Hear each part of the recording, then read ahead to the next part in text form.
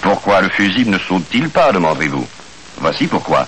Il faut un certain temps pour que le fusible s'échauffe, fonde et coupe le courant. Pendant cet intervalle, le fil lui-même a le temps de se surchauffer.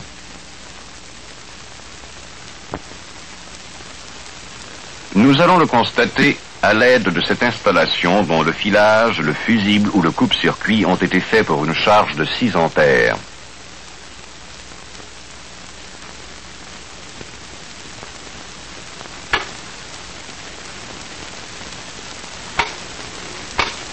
Ces lampes exigent 4 ampères, mais nous pouvons, grâce au rhéostat, augmenter la charge jusqu'à 6 ampères, soit la capacité du circuit.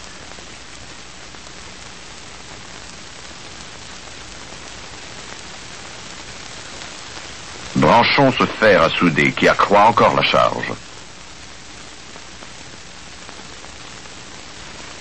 Celle-ci est maintenant du double de la capacité du coupe-circuit.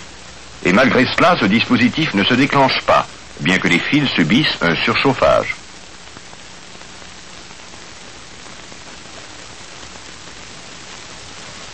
Cette courte partie de fil dénudé, comprise dans le circuit, s'échauffe suffisamment pour enflammer un morceau de papier, avant que le coupe-circuit se déclenche et interrompe le courant.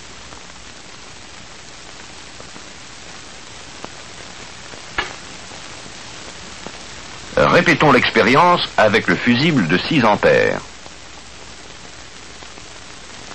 Nous branchons le fer à souder pour atteindre une charge presque double de la capacité du fusible. À nouveau, le fil a le temps de s'échauffer suffisamment pour mettre le feu à un morceau de papier avant que les fusibles sautent.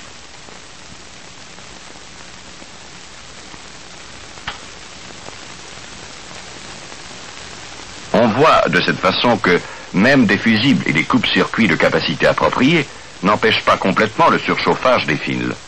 Naturellement, la protection est nulle si les fusibles installés sont d'une capacité supérieure à celle du filage. De même, un coupe-circuit peut être rendu inopérant, par exemple si le déclencheur est attaché ou bloqué.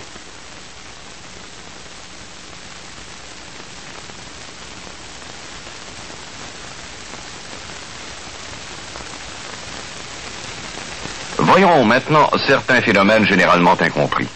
Ils concernent des matières normalement considérées comme inoffensives et qui deviennent dangereuses en changeant de forme. Par exemple, il est relativement difficile de mettre le feu à ce bloc de bois. Par contre, une fois réduit en copeaux, il donne un feu violent et sous forme de sciure, il peut même provoquer une explosion. Plaçons un peu de sciure de bois dans ce récipient muni de 2 électrodes pouvant produire une étincelle. Une étincelle suffira à allumer la sciure de bois projetée en l'air au moyen d'une poire de caoutchouc.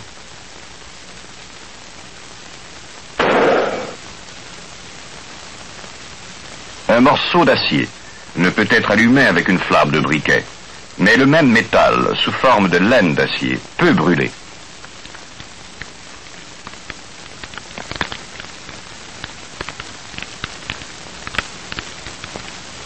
De la fine poudre d'acier dispersée dans l'air peut également provoquer une explosion.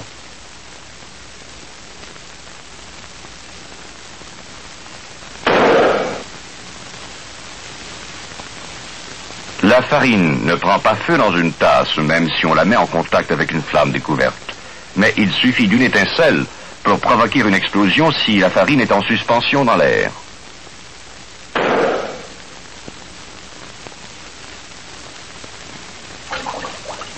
Les liquides deviennent dangereux eux aussi s'ils sont finement pulvérisés dans l'air.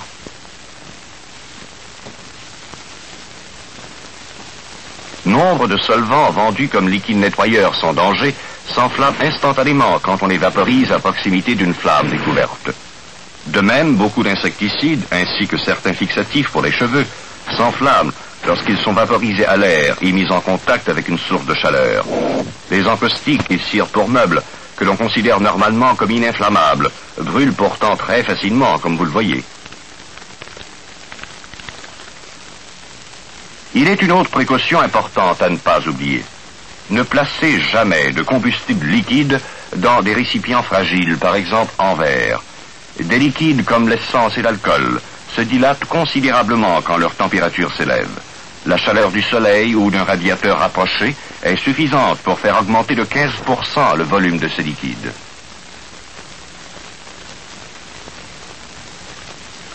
Si la bouteille est hermétiquement fermée, l'élévation de pression provoquée par la dilatation suffit à la faire éclater.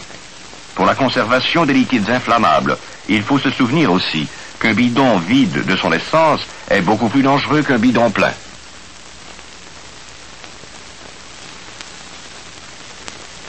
En effet, les vapeurs provenant de quelques gouttes d'essence seulement et mélangées à l'air du bidon peuvent donner un mélange très explosif. Dans un bidon plein ou partiellement plein, le mélange de vapeur d'essence et d'air est généralement trop riche pour prendre feu dans le bidon. Cependant, à l'entrée du bidon, où les vapeurs peuvent se mêler librement à l'air, le mélange s'enflamme facilement.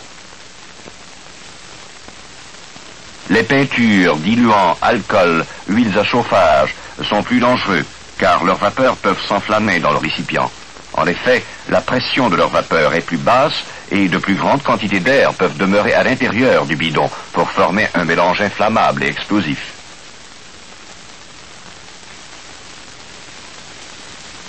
La même chose est vraie du combustible à réacteur JP4, du benzol, du méthyle, de l'éthyle et de l'acétone. Pour conclure, cette mise en garde, les liquides inflammables forment constamment des vapeurs explosives, ainsi que le montre cette prise de vue. La vaporisation ne se produit qu'à la surface du liquide. En agitant ou en transvasant un liquide, on accroît les surfaces exposées à la vaporisation. Il faut par conséquent éviter d'agiter les liquides inflammables.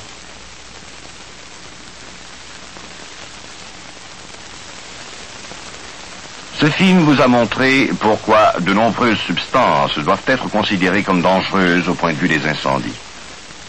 Vous avez appris que la plupart des vapeurs inflammables doivent être mélangées à l'air dans certaines proportions pour s'enflammer.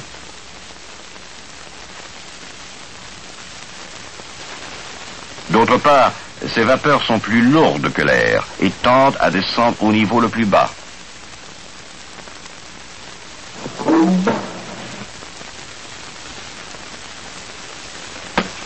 De plus, vous avez vu que des sources d'allumage autres qu'une flamme peuvent provoquer un incendie et que les substances ininflammables peuvent devenir inflammables lorsqu'on change leur état ou leur forme.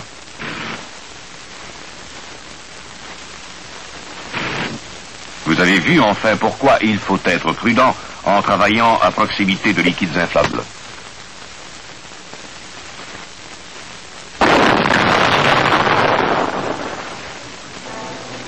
Depuis le début de la projection de ce film, plus de 40 incendies se sont déclarés en Amérique.